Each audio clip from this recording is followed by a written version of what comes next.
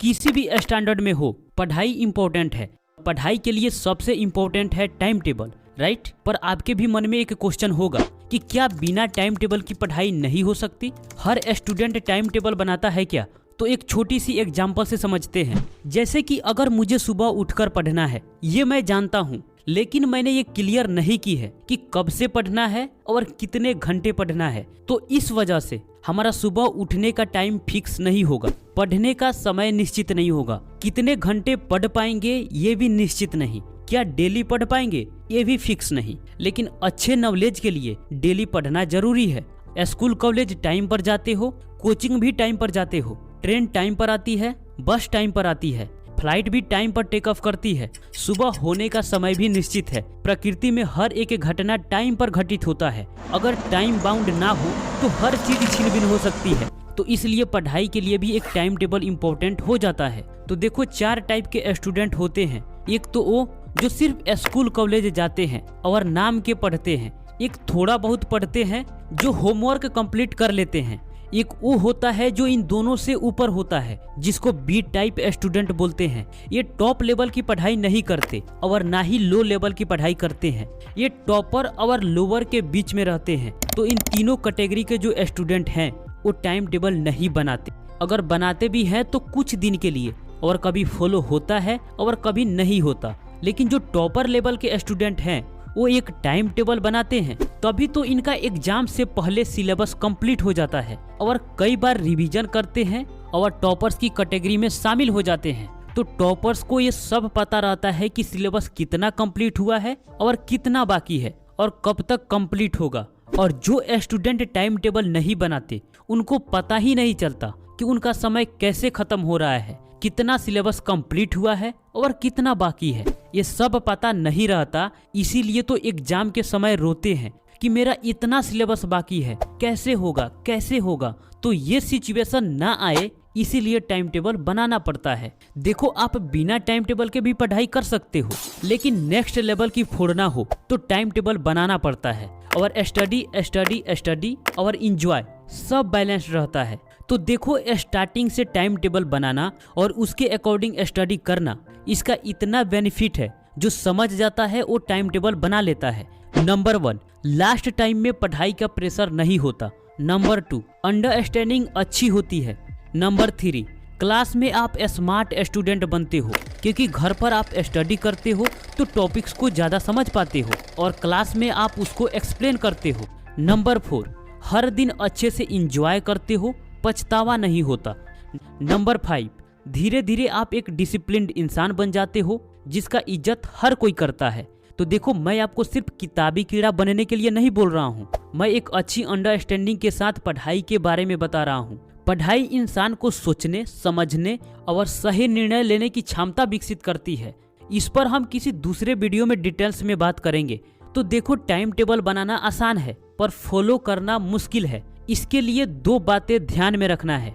Number 1, किसी चीज का एडिक्शन ना हो। सोशल मीडिया का हो सकता है, गेम का हो सकता है, लेजीनेस का हो सकता है, प्रोक्रास्टिनेशन का हो सकता है, कंफर्ट जोन का हो सकता है, पॉर्न का हो सकता है, मास्टरबेशन का हो सकता है। इसमें किसी भी चीज का एडिक्शन हो सकता है। क्या आपको किसी चीज का एडिक्शन है या नहीं?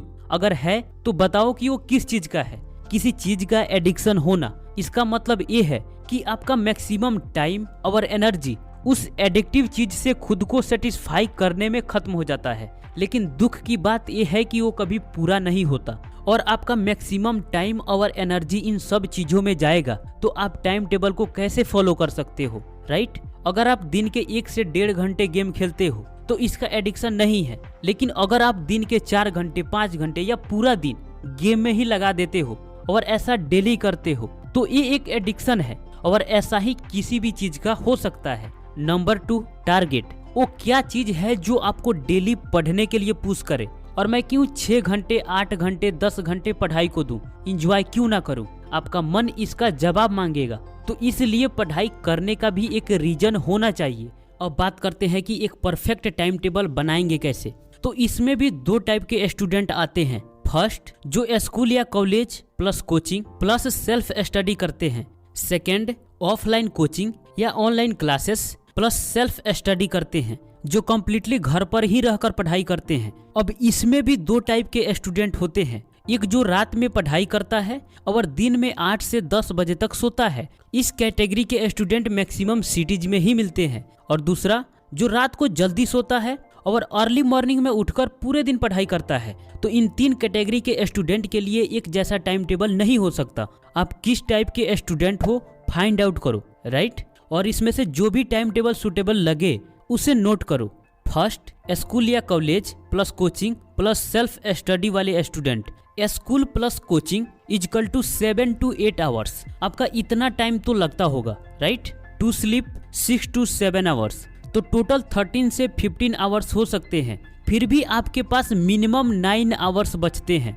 अगर इसमें से भी हम डेली 5 आवर्स किसी दूसरे एक्टिविटीज के लिए निकाल दे, जैसे घर के कुछ काम हो गए, इंजॉयमेंट में, खेलने में, पढ़ाई के अलावा कुछ भी एक्स्ट्रा एक्टिविटी हो सकता है, उसके बाद आपके पास 4 घंटे बचते हैं। अब स्कूल और कोचिंग के अलावा अगर आप डेली 4 घंटे घर पर पढ़ाई करते हो यानी सेल्फ स्टडी, तो आप एग्जाम में तहलका मचा दोगे। अब डिपेंड करता है कि आप स्कूल में पढ़ने जाते हो या टाइम पास करने, राइट। अगर इसमें से 2 घंटे मॉर्निंग में और 2 घंटे इवनिंग में समय निकल जाता है तब तो बहुत बड़ी। अगर टोटल 4 घंटे इवनिंग में ही मिलता है तभी आप 2-2 घंटे का 2 सेशन लगाओ। 1 घंटा स्टडी, 10 मिनट ब्रेक, फिर 1 घंटा स्टडी। या ऐसे भी कर सकते हो, जो सब्जेक्ट हार्ड है उसके लिए 1 घंटा 10 मिनट रखो और जो सब्जेक्ट इजी है उसके लिए 40 मिनट। हार्ड सब्जेक्ट के लिए 35 मिनट स्टडी, 5 मिनट ब्रेक, फिर 35 मिनट स्टडी, फिर 10 मिनट का लॉन्ग ब्रेक, उसके बाद 40 मिनट इजी सब्जेक्ट। इस तरह आपका एक सेशन कंप्लीट हो जाता है। फिर आप 10 से 20 मिनट का लॉन्ग ब्रेक लो, जिसमें डिनर में हल्का भोजन कर सकते हो। इसमें 40-40 मिनट का 3 इजी सब्जेक्ट रख सकते हो। ये एक बहुत इजी प्लान हो सकता है। आप अपने हिसाब से भी सब्जेक्ट्स के लिए टाइम डिवाइड कर सकते हो। सेकंड, ऑफलाइन कोचिंग या online classes plus self study. तो कोचिंग के लिए कम से कम 2 से 4 घंटे हो सकता है, क्योंकि इस टाइप के स्टूडेंट कोचिंग पर ही डिपेंड रहते हैं। इसके अलावा 6 घंटे आप डेली अच्छे से सेल्फ स्टडी करते हो तो भी बेहतर से बेहतर परफॉर्मेंस करोगे। अगर आप दिन के समय स्टडी करते हो तो आपका एनर्जी मॉर्निंग में पीक पर होगी, तो मॉर्निंग के टाइम को बर्बाद मत करो। तो 2 से 3 आवर्स मॉर्निंग में स्टडी करो, उसके बाद बचे हुए 3 घंटे आफ्टरनून से इवनिंग तक कंप्लीट कर लो। वीडियो को पॉज करके इस चार्ट को आप देख सकते हो। तो नोट करो कि आपको लगातार 2 घंटे या 3 घंटे नहीं पढ़ना है। सब्जेक्ट वाइज 40 से 50 मिनट का स्टडी, फिर 5 से 10 मिनट का ब्रेक, फिर 40 से 50 मिनट स्टडी। अगर किसी सब्जेक्ट में आपको 1.5 घंटे का समय देना है तो आप 45-45 मिनट कर दो। तो जब भी टाइम टेबल बनाना इन बातों को ध्यान में रखना। अब जो नाइट वाले स्टूडेंट हैं उनका टाइम टेबल डे वाले स्टूडेंट से बिल्कुल डिफरेंट होता है। इनका क्लास डे में होता है और नाइट में सेल्फ स्टडी करते हैं और लगातार पढ़ते हैं। बस बीच बीच में 5 से 10 मिनट का ब्रेक होता है, क्योंकि ये 2 घंटे का डायरेक्ट ब्रेक नहीं ले सकते। तो इनका नाइट में प्लान ऐसे होता है 10 से 4 या 11 से 5। तो 5 से 6 घंटे स्टडी को देते हैं, उसके बाद में सोते हैं और दिन में 9 से 10 बजे बिस्तर छोड़ते हैं। तो इस तरह अलग अलग स्टूडेंट के लिए अलग अलग टाइम टेबल होता है। तो इसमें से जो भी आपको अच्छा लगे एक पेपर पर नोट कर लो और अपने स्टडी टेबल के सामने दीवार पर चिपका दो। देखो, टाइम टेबल फॉलो करना इतना कठिन क्यों हो जाता है? अभी आपको लग रहा होगा कि मैं भी कर सकता हूँ, क्योंकि इसमें बताई गई बेनिफिट को आप जानकर मोटिवेट हो गए हो। लेकिन कल या परसों ये सब बातें भूल गए रहोगे। तो एक बार बेनिफिट को भी लिख लो और टाइम टेबल भी नोट कर लो। उसके बाद अगर आपको सेल्फ स्टडी के लिए 4 घंटे देना है तो आप स्टार्टिंग 2 घंटे से करो। अगर आपको 6 घंटे सेल्फ स्टडी के लिए देना है तो आप स्टार्टिंग 3 घंटे से करो। 2 से 3 सप्ताह तक उसका 50% रखो। जब डेली बेसिस पर इसको कंप्लीट करने लग जाओ उसके बाद अपना टाइम टेबल 100% कर देना। तो किसी भी चीज का हैबिट इसी तरह डेवलप किया जाता है। स्टार्टिंग में छोटा, धीरे धीरे उसमें टाइम या नंबर ऐड करते जाओ, इजीली हैबिट डेवलप कर लोगे। तो दोस्त, ये रहा अलग अलग स्टूडेंट के लिए अलग अलग टाइम टेबल। आपको कैसा लगा कमेंट बॉक्स में जरूर बताना।